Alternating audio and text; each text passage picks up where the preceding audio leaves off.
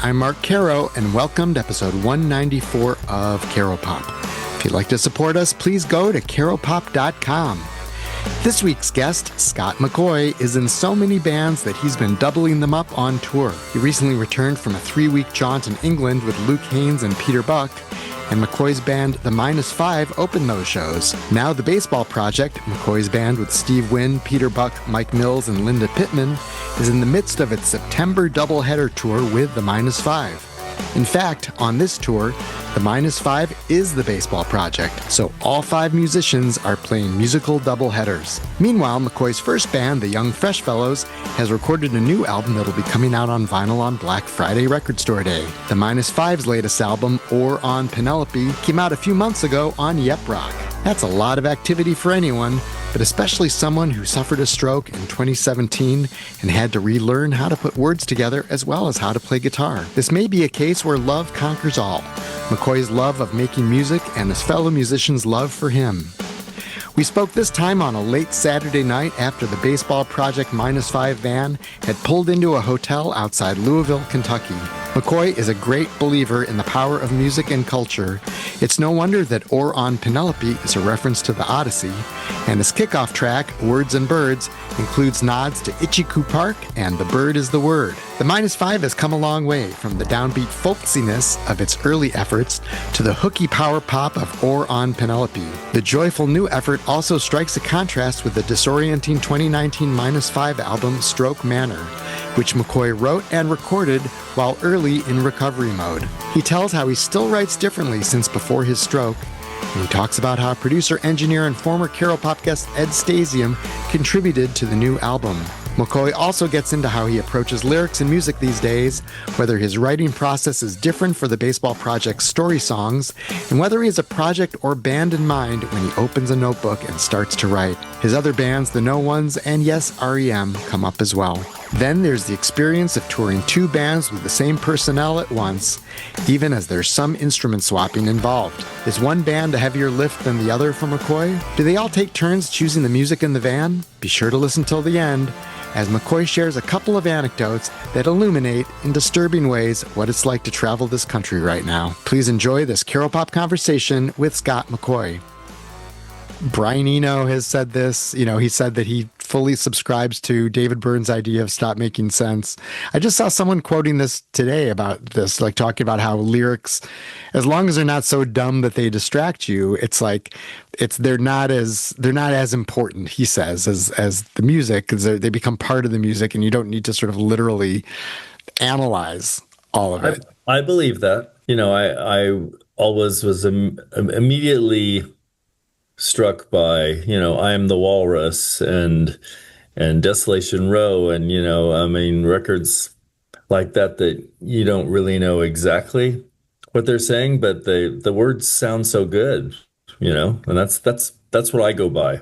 I took the songwriting class years ago with Steve Dawson, who's a wonderful musician in Chicago, and we wound up writing a songwriting book together. And one of his exercises was write a song in which you choose the words based solely on how they sound and not what they mean. And I did that, and it was much easier for me to write the song without sort of overthinking all of it. Yeah. And I kind of liked it more than stuff that, made more sense. That's kind of always what I do. and even more so now since I had the stroke and my brain is a little more jumbled than it used to be in the language department. So it's really easy for me to go that way, So do you find writing lyrics is actually easier now because you're just not trying to, fit everything into these tight pockets, or is it harder because that part of your brain is still harder? It's still harder. Yeah. But I just don't really labor over what they mean. I want them to sound right when I'm singing them, but I don't really worry so much exactly what their meaning might be outside of the feeling you get from them, Right. Well, Stroke Manor, the previous -5 album, you literally took lyrics that you'd written while in your hospital bed after you had the stroke, and Yeah. and words that didn't exist, but you just were sort of writing stuff to see what was there, and then you're like, you just went with it, and that's what the album was. Hmm. And it's a pretty cool record. It's kind of haunting, but it's also, you know, pretty creative. So that, I mean, obviously you've lived by that rule on you know, the new one, or on Penelope. Yeah, I Still mean, have, there's still a lot of sort of free associative stuff I've in there. advanced a little bit from that stage where I don't think I make up words so much and don't know that I'm making up words like I did back when I was in the hospital bed. But I mean, it's the same principle, you know. That's why a lot of people said, you know, I said, well, the stroke manner of the words are just so bizarre because I didn't really know what was going on or what I was saying. But some people say, yeah, but they're not that different from what you wrote before or since. And I mean, I can see the difference, but they're right in a way too, because you know, it's a process that I had kind of adopted a long time ago, and that I've continued doing it. But then I didn't have any choice. I didn't have any choice in the matter. And now it's a little bit more like that than it was beforehand too, because I still struggle with trying to think of the words that I'm trying to say, you know.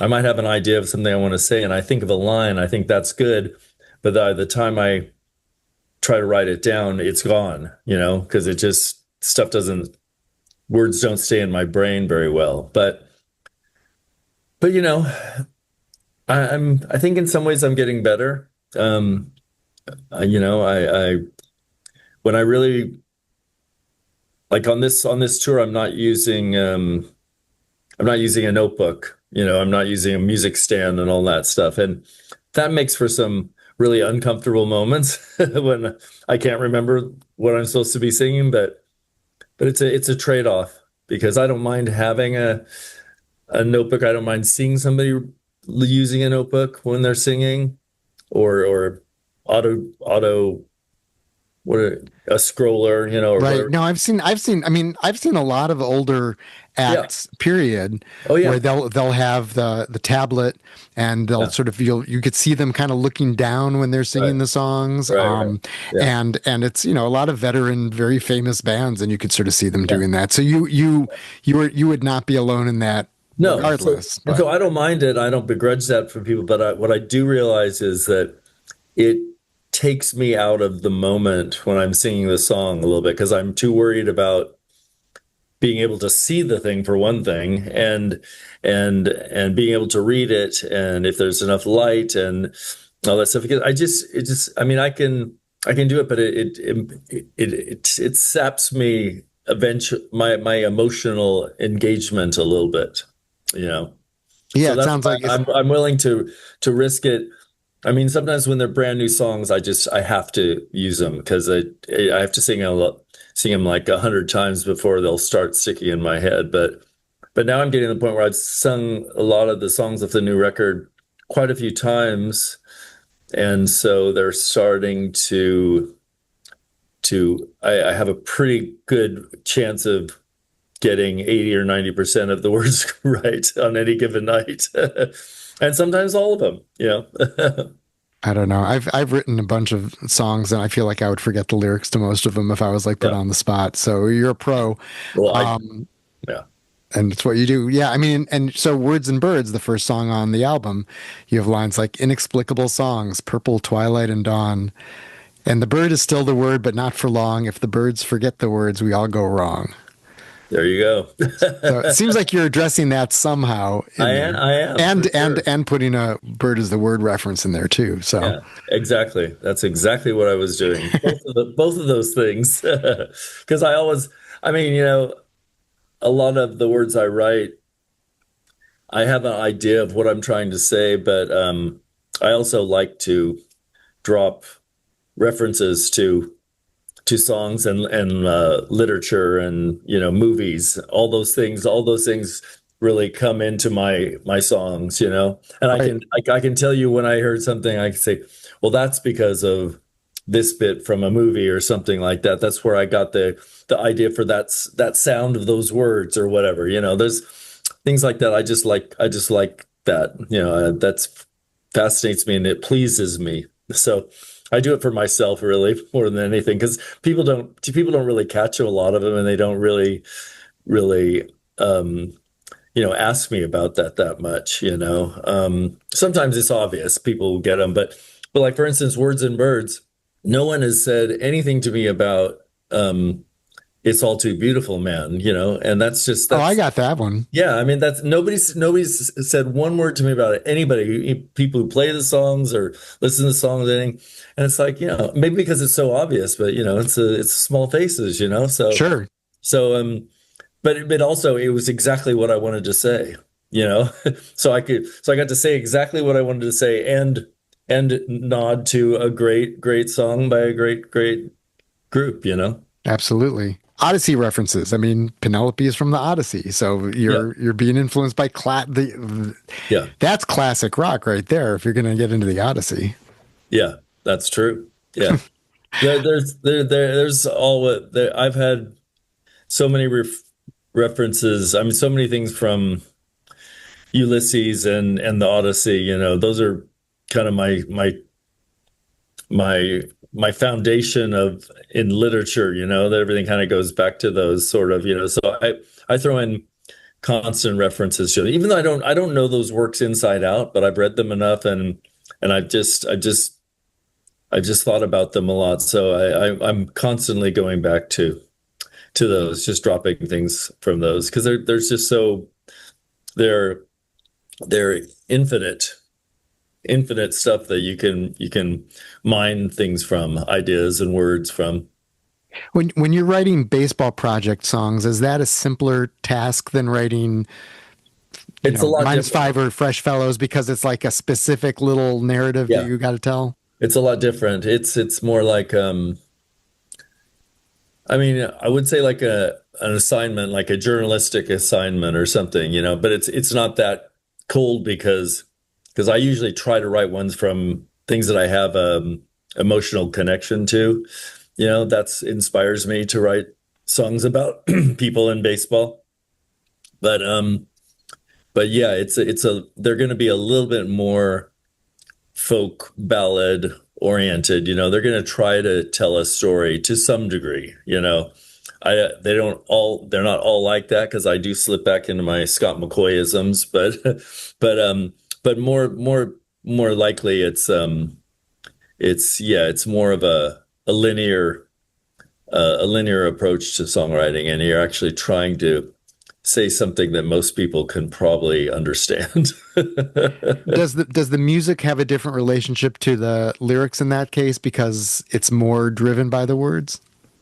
Um, it can, but I don't think so. I mean, I mean, I think, I think I try to keep my music fairly simple in general. I used to try to make it a little more complicated, but now I really consciously try to keep it simpler, um, and more direct.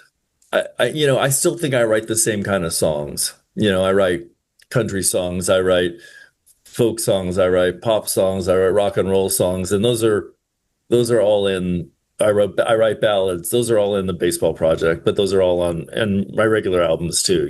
And Steve's the same way too. We've always been proud of the fact that the baseball project is for baseball nerds, but it's also just for people who like music, even if they don't like baseball. If they like our music, they should like the songs. Absolutely. I like, for instance, if you're writing a song not for baseball project, there might be some where you sort of come up with a riff, you come up with the music, and then you kind of figure out what the words are going to be. Baseball project, do you do that with that too, or do you really start with, hey, I want to write a song about, you know, Kyle Schwarber or something? I mean, like, you haven't done your Schwarber song yet, but why'd the Cubs let him go? Boo.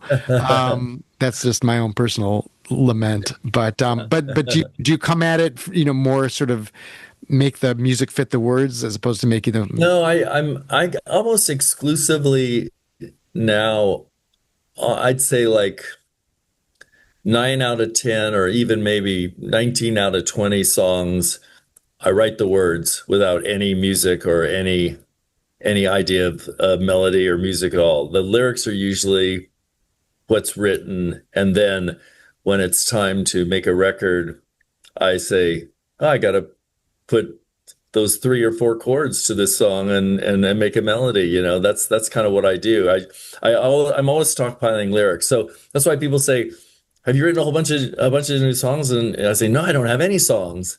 And then when it comes time to do a record, I look in my computer and my notebooks and my phone, and there are songs, because I'm just always jotting them down and putting them, they're scattered every place, and I find them. And lots of times I write the words and then maybe I quickly pick up a guitar and I sing into the phone, and I have a germ of a musical idea, but typically it's all about the words. Words come first, and the music is the secondary thing. And that's why I think I'm not the most melodic writer, but I've gotten way better at it. As I've made my songs simpler, they rely more on melody than just me spewing out tons and tons of words as fast as I can, which is kind of what I used to do back in the Fellows days, I think, so, which, not to say those aren't good songs, but it's just I didn't really ever think about melodies that much, and I've kind of learned to. That's sort of a nice thing to have a catchy tune. Yeah, I mean, Oar On Penelope is just a flat out power pop record. I Yeah, don't feel you go along with that, but it is. It I mean, is the minus five absolutely did not start like that. It was a moodier, more right. downbeat thing. Totally. Yeah, psychedelic folk.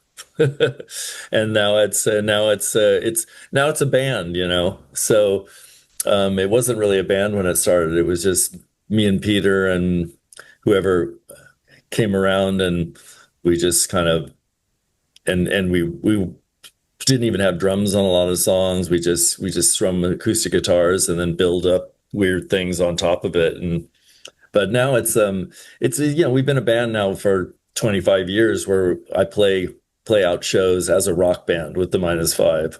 So this record is just kind of the culmination of all that, because it feels like a really near perfect to me, like power pop record or rock and roll pop record or whatever, that kind of thing. It's really joyous to me. That's what I like about this, because minus five records have not always been joyous Right. at all.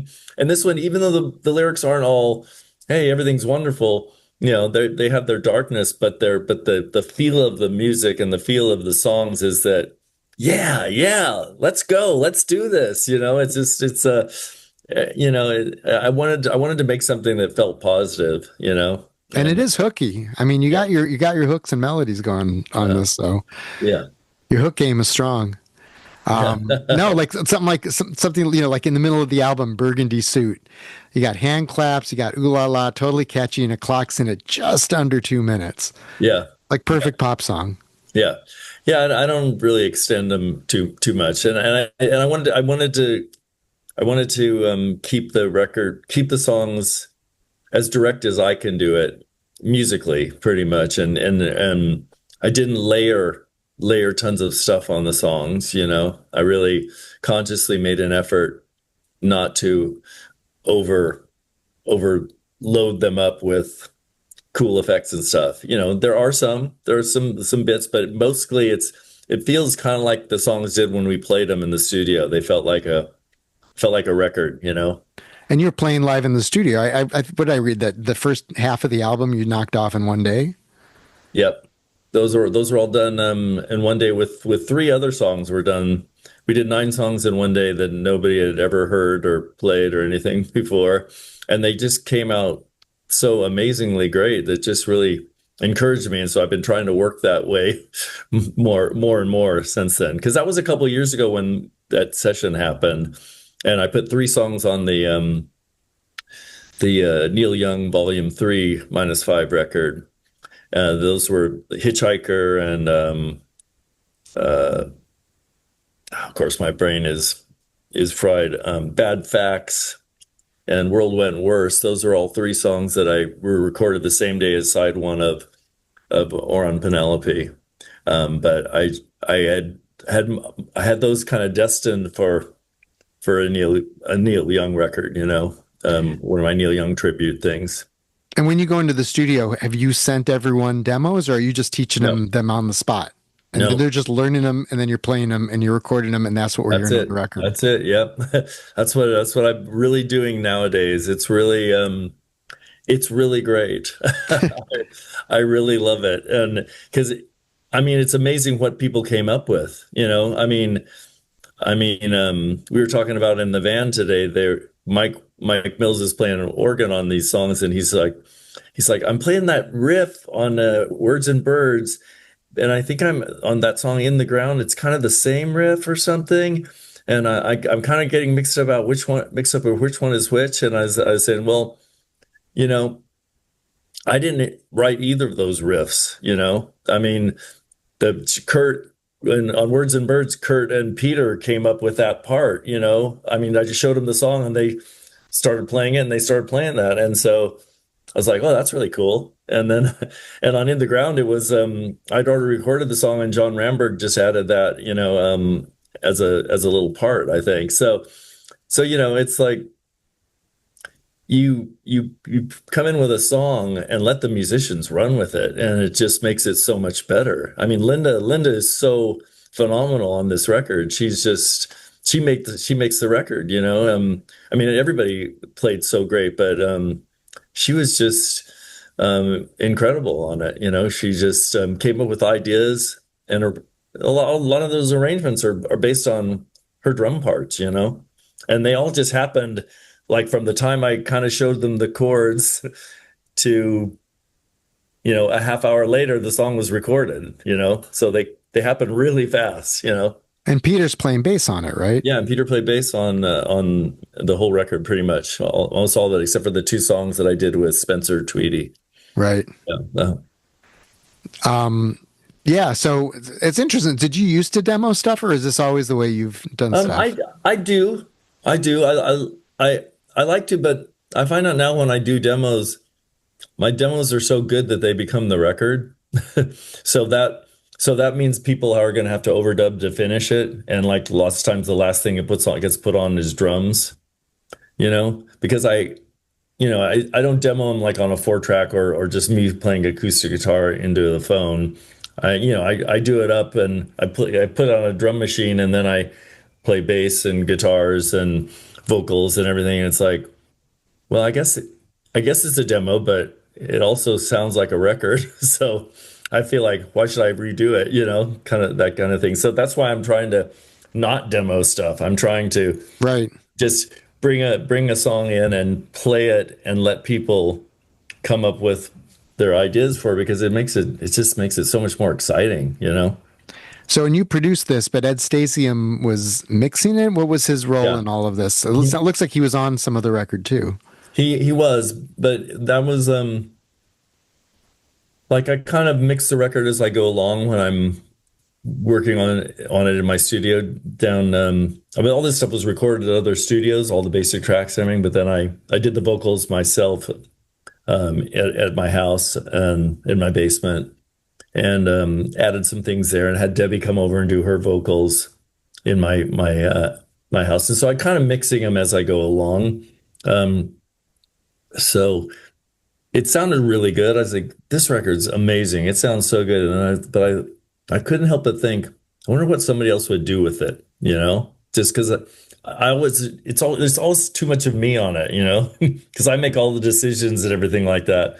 And so I'd always thought about Ed Stasium because I love so many records he's done that just sound so fantastic. And I thought this could be a good record to see if, maybe he could work with it. And I didn't know him. I'd never met him or anything like that. And I talked to Dennis Steichen from the Smithereens, right? Worked with him, and Steve Barton, my friend from Translator. He lives in Portland now, and he worked with Ed too, and they both said, "Oh yeah, he's a really good friend of mine.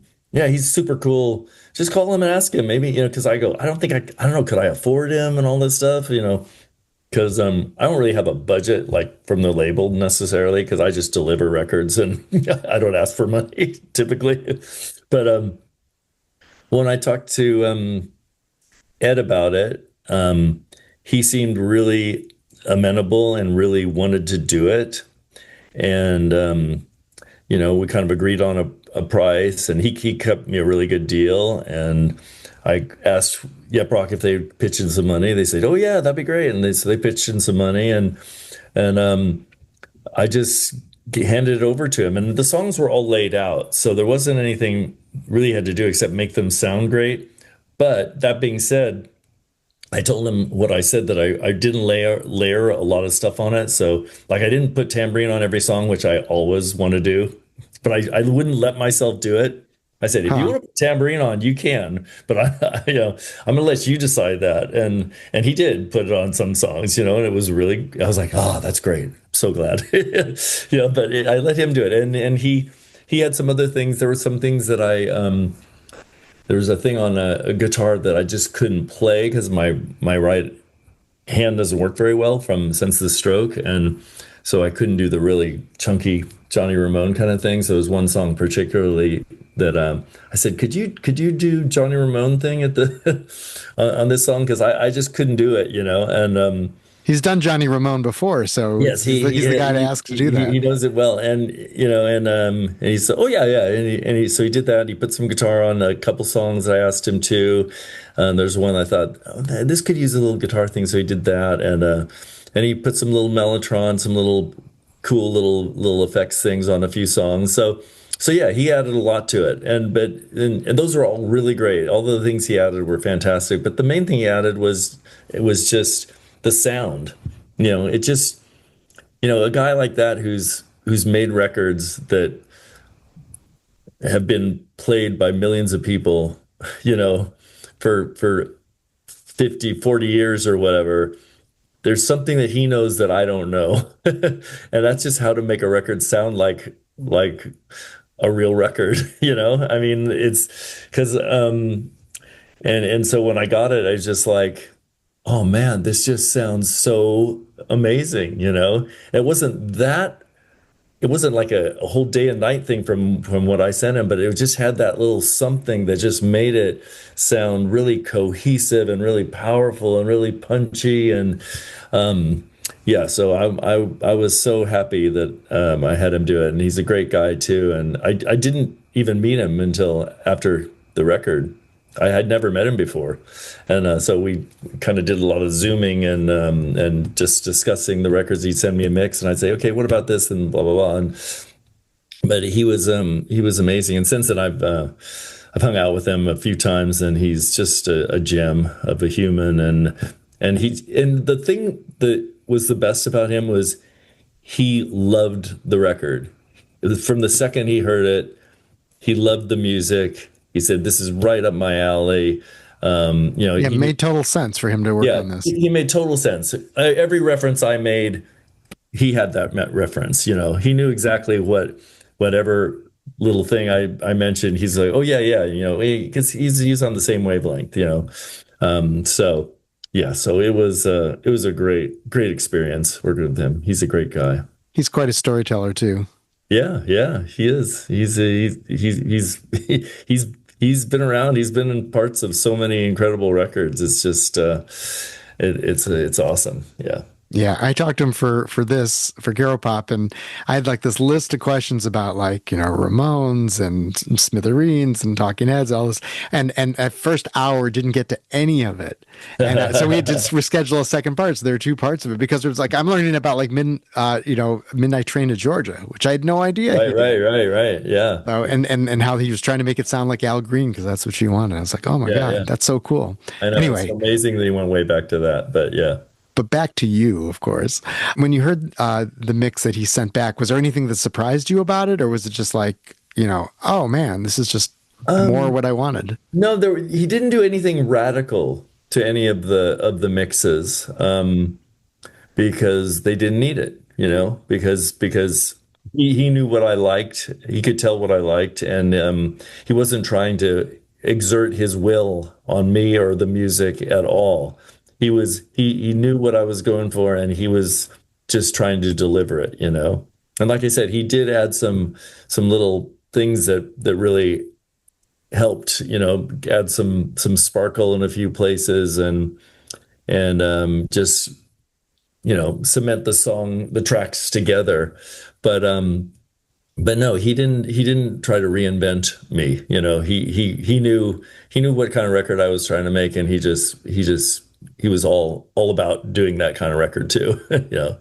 So I listened to Little Steven's Underground Garage in the car, and and they were playing "Let the Rope Hold Cassie Lee." I think yeah. "Blowing My Bag" I'd heard on there Yeah, also. yeah. Yeah, they played a lot. It's really great. It's really great. And it was because it was like that, the experience of like hearing that band you really like on the radio, which I don't get that much anymore. Right, So that right. was Yeah. really cool because it's like, oh, it's new stuff that actually sounds like, the stuff Yeah. that's right in their wheelhouse. Yeah, yeah. Do you ever have those, like, kind of that thing you do moment where you'll hear something that you've done on the radio, and whether it's satellite or regular, and still get some thrill out of it? I don't have like serious. I don't listen to it because I only, like, if I'm in a rent a car or something, I don't have it at my fingertips, or I just don't do that stuff very much. But Ed listens to it all the time, and Linda and other people they're texting me all the time, like, I heard this on the radio, I heard this on Underground Record. So everybody was hearing it and getting really excited by it. I would be flipping out if I heard it, but I don't really have the I don't know. I just don't listen to the radio. It was one of those Even things though where, whenever I do listen to Sirius Radio, I love it. I love listening to underground radio and underground garage and a lot of the other s- channels they have on Sirius, but it just doesn't happen to me. I don't, it's really hard for me to. I just don't get to listen to enough music because I'm always working on music, and it's kind of sucks. I mean, sometimes I do make time to listen to records, but it just, you never know when it's going to happen because I'm always kind of busy with other stuff.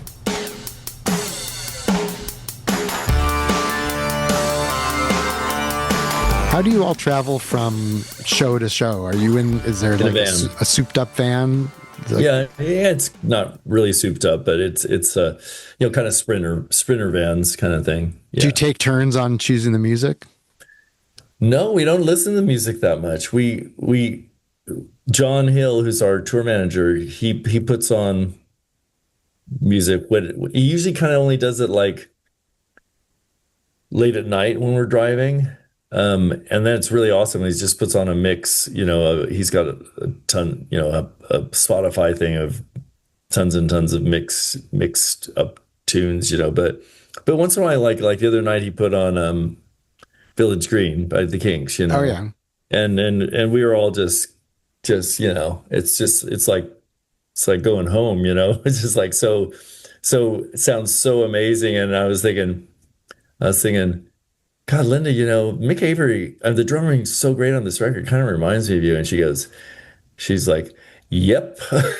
She's like, it was a really huge influence on me, and I'd never thought about that before. But the way he played on that record, it's That's very really much interesting. Yeah. reminds me of Linda. And she goes, that was huge on me when I was first playing drums, So So, it's like, so no music in the van usually, though. Where you well, guys like, like I said, um, are you guys like looking at your John Hill plays phones? it, and we love what he plays. It's great because he has a mix that he plays of like really kind of 60s garage rock that we play like before the shows or during the shows, when we're not playing. And so he'll play stuff like that, and he plays a lot of jazz,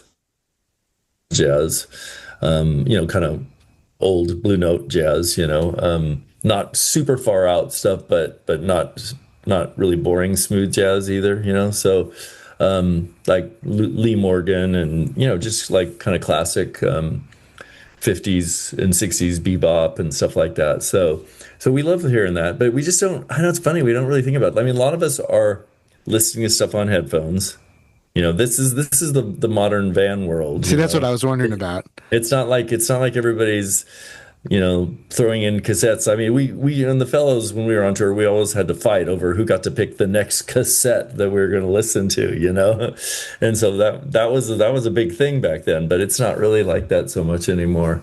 And we're all often listening and studying songs on headphones because we're still working out the songs that we're playing and trying to figure out how to make them be right, because I'm always pushing for new songs, and I'm kind of like just a Nazi about not wanting to do the same set every night, when it's the -5 at least, or the fellows. But when it's a baseball project, we all have to agree on it, So we've been playing a pretty similar set for the first 3 nights, just because we were not really in the swing of things yet. I mean, we were playing great, but we haven't gone over all of our songs, our huge catalog of songs. So, Right.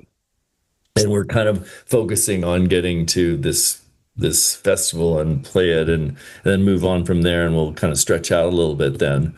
But but yeah, so what was I talking about? Listening to stuff in the van. Oh, so yeah, often we're studying songs on headphones. People are going over it once. Like I'm listening to songs that I can't remember the words to. I'm trying to force them in my head. And also, to be fair, Mike and Steve and Linda and I are pretty much always watching baseball on our phones, or at least monitoring scores on our phones and stuff like that. We do a lot of baseball watching and a lot of fantasy baseball work too. So on this tour, the -5 is the baseball project. Yeah. Say 5 people, both bands. Yeah, Probably fierce rivalry between the two bands, sabotaging each other's sets. No, nothing like that. I mean, it's all for one and one for all, man.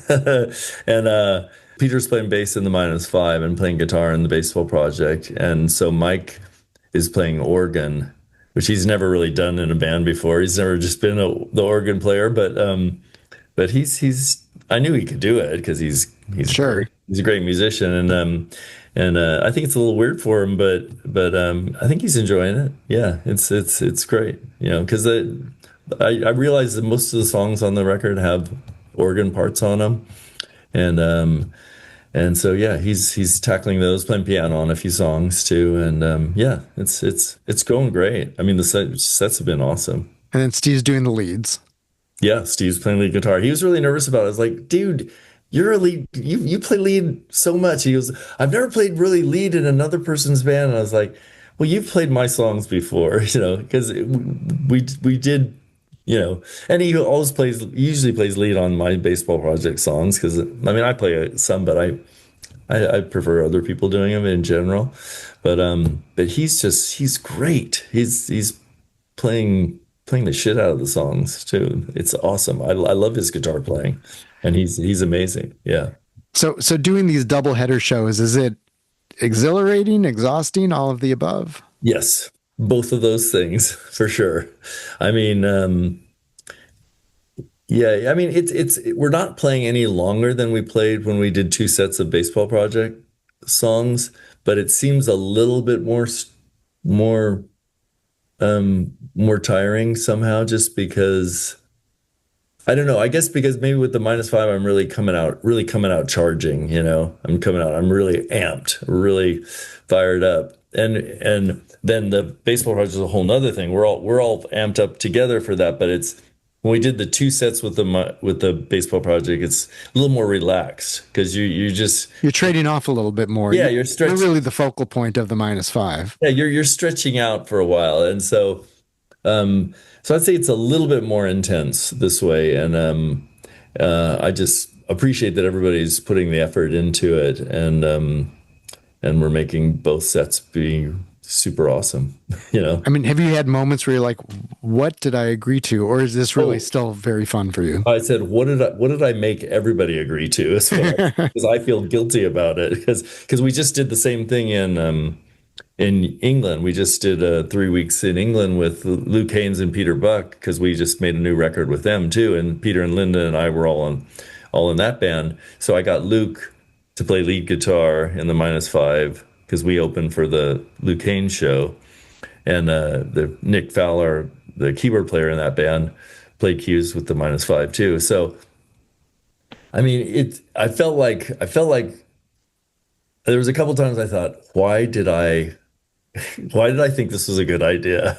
Just because I knew it was a good idea for me, but I wasn't sure if it was a good idea for everybody else because I thought I didn't want to burn everybody out and make everybody so exhausted. And I think I might have pushed a little too hard for it, but it just made sense to me because I have this new record out and I wanted to play the songs, you know. How do you feel at the end of the night? Is it exhausting you or? It is, yeah, but I feel great. But I feel great. I mean, I think everybody could do it. I mean, everybody can do it. We, like I said, we're not playing any longer than we played before. We, you know, it's as long, the two bands together is as long as an REM show. You know, it makes it a little different because there's a different focus on both bands a little bit. So I think it's maybe a little bit more stressful than when you're just playing one band, you know. But at the same time, it's also really fun. So The overseas show that was pretty recent, right? I mean, like, did you go like, it seemed like you went right from were you in England yeah, and then you just came back here and it seemed like you started up pretty quickly. Yeah, we had that. 4 days off. 4 days to get over your jet lag, basically. Which didn't even happen. But because you're on the West Coast, so you have even more jet lag. Yeah, that was the main thing. I was like, Peter and I were going, this is like being on tour for 2 months in a row, playing 2 sets every night with like 3 different bands, and we're like going, yeah, I don't know, maybe it wasn't the best idea. And Peter's going, I think we've said this before too. He's saying, I might be done with doing the opening for myself thing, you know? And I was like, yeah, I kind of agree, but we'll probably agree to do it again sometime. You know, I don't know, but I know he said before, like, I'm kind of done with doing this, but then, you know, we're doing it two months in a row. So right. Does he enjoy touring like you enjoy touring? Yeah. Seems like it. He's going to tour like after we finish this tour. I'm not going to do anything. I'm planning on not doing any touring for like 4 or 5 months, hopefully. But Peter's going to be touring that whole time with his new band, Drink the Sea, which is with Barrett Martin. It's a brand new project, and they've got a record coming out. I think one of them might be out already, but they're putting out like 2 records, and they're going to be touring all over Europe and South America and the States. So he's full on. And Mike Mills has that project with Darius Rucker. I don't know when that's coming out or anything, but I think it's pretty close to being finished, and they're playing shows in December, I think. Wow. Like 2 or 3 weeks of shows. So yeah. So I'm gonna be the slacker. Although the fellows have a record coming out in November, at the end of November on Record Store Day, but that'll just be the vinyl, and then the record will actually probably properly come out like early next year. And so I suppose we'll probably go do some shows on that, although you never know with the fellows, but I think there's a chance we'll do it. And it's a great record. We recorded it in one day at the Loft on when we were on the tour last year, on the 40th anniversary of the first Fellows record. We had one day off and we went into the Loft and recorded 11 new songs. Were these like new songs, or were these like kind of discovered songs or something like that? They were brand new, nobody had heard them, and none of them had been demoed. So we did the same thing, went in and just learned them. And I thought maybe we'd do like 3 songs, but we just kept pushing and kept going. I kept going, and yeah, I kind of killed everybody with that one. But the last song, Kurt was so sick. Jim and Kurt were both really sick. And Kurt was like, I cannot play one more song. It's like, well, we'll just do it with just the 3 of us. And he was like, okay. I saw Supergrass last week, and I was sitting right in front of John Perrin. And so we had like a nice chat. And the last time I saw him playing was maybe with the fellows. So yes. Yeah. This is the first record we made with him. Yeah. Nice. Yeah. So to go back to the songwriting thing real quick, when you're like writing your books and, notebooks and files and everything with all these lyrics on them, do you, as you write them, think, oh, this is a fellow song, this is more of a -5 song, or does that kind of sort itself out later? Um, it tends to be later. It tends to be according to whoever's recording, because there's some songs that I know are fellow songs, and there's ones that I've saved for years until the fellows get around to recording them. But otherwise, there's a lot of songs on the -5 records. -5 songs used to be way different than the fellow songs, and now they're kind of not really that different. But there's certain things that I know are this has got to be a fellow song. This should be. And but otherwise it's kind of determined by who's going into the studio, because then that's what I just look and see what songs I have. And there might be one or two that I go, oh, I can't do that one for the -5 because that's got to be the fellows or something like that. But in general, I write them, with a wide open mind, just to try to write a great song and then see where it fits. And But then there's the no ones, which you've yeah, also written songs for. yep, exactly. Yeah. Which we haven't done. I mean, now it's been a couple of years since the last one, but those are more collaborative, because a lot of those, there's one or two of those that maybe I kind of wrote by myself, and one or two that Frodo wrote by himself, but mostly we collaborate on those. Like Peter and I will write them together. Frodo and I wrote a lot of them together. He sends me rough demos of songs where he's singing kind of nonsensical words, but he has really good melodies.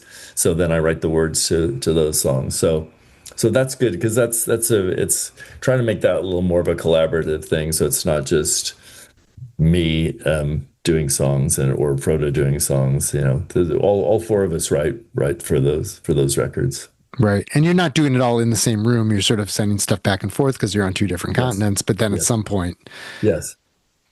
Well, sometimes we did the first record. They came over and we recorded together, but the second record was all pandemic. So they recorded bass and drum, oh, guitar and drums, then sent them over to Peter and I. We overdubbed a bunch of stuff on them, and so it was more of a back and forth thing. But it got a good feeling of like live because they were recorded with guitar and drums together in a room, so that helps.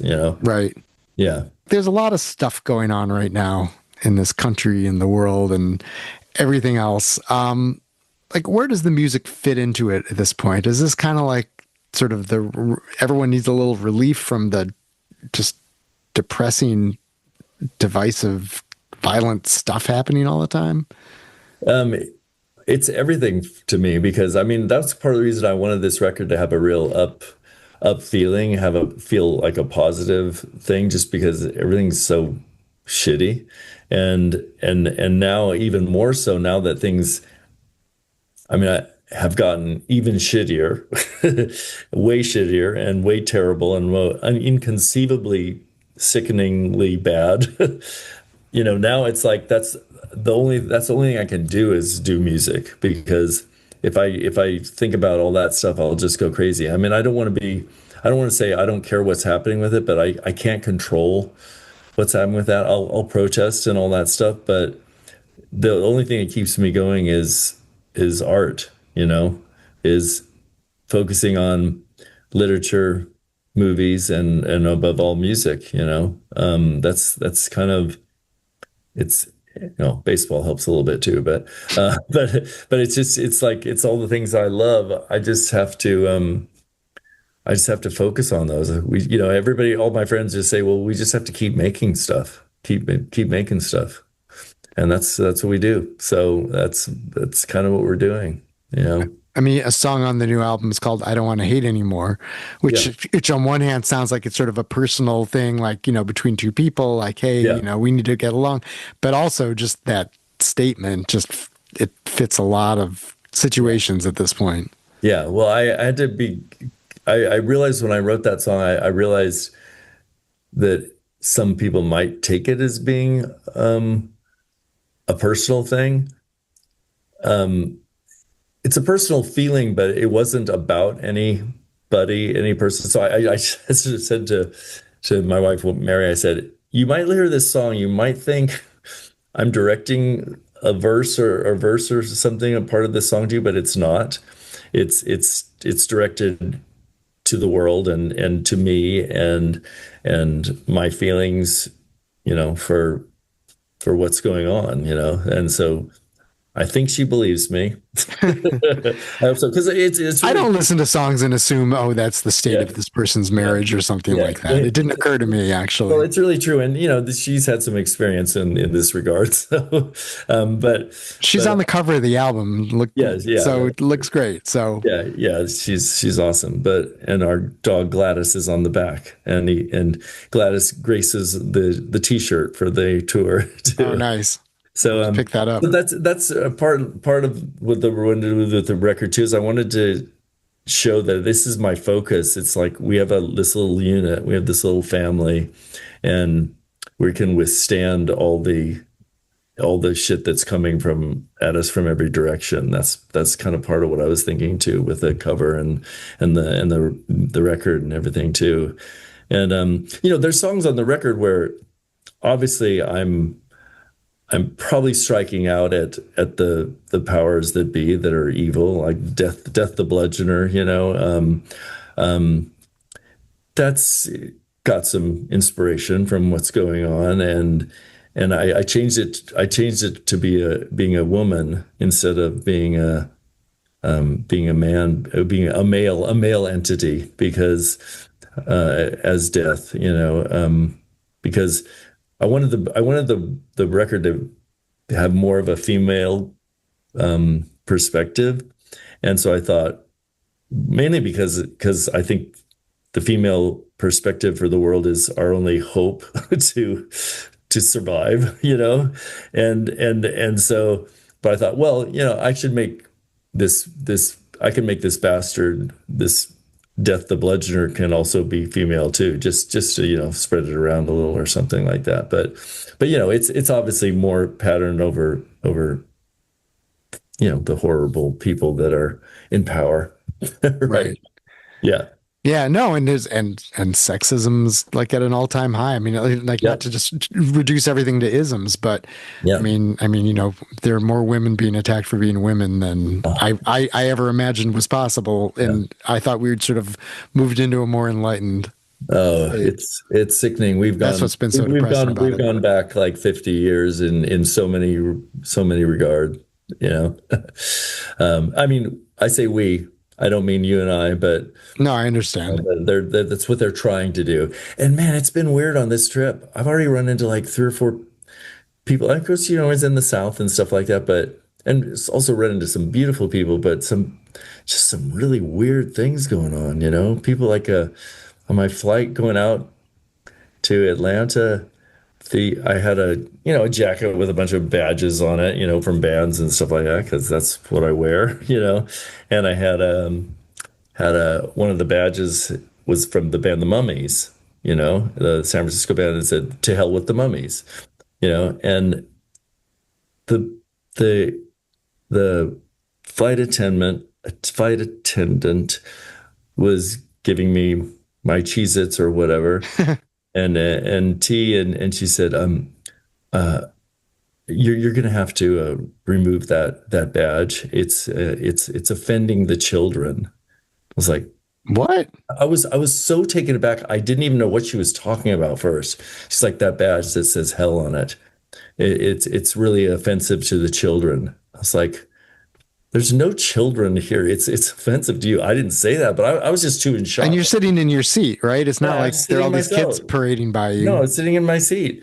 And the woman next to me was just like, what the hell is going on?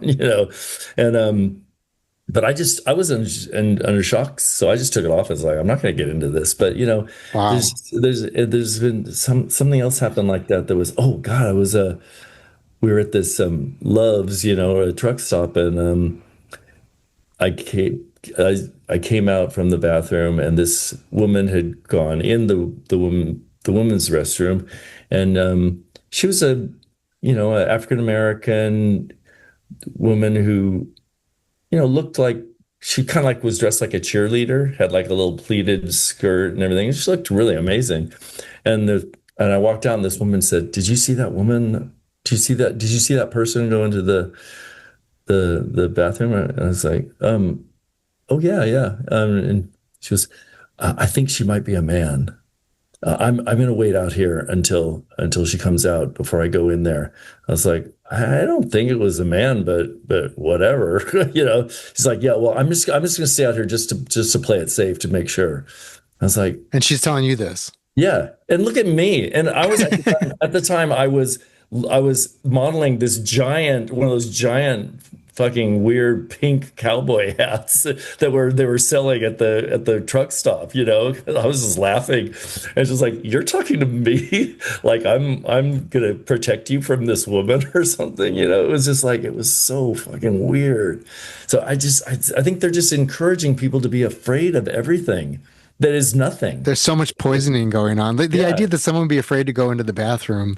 Yeah. That's just depressing. Yeah, it was. Oh, man. So it's really weird. I mean, I've only been on this tour in this country now for like 4 or 5 days, and these things keep happening. It's really weird. But at the same time, we're meeting wonderful, amazing people too. So, you gotta keep thinking in those terms too. And you'll be in Chicago soon. So yes. Chicago, great. Chicago's always great.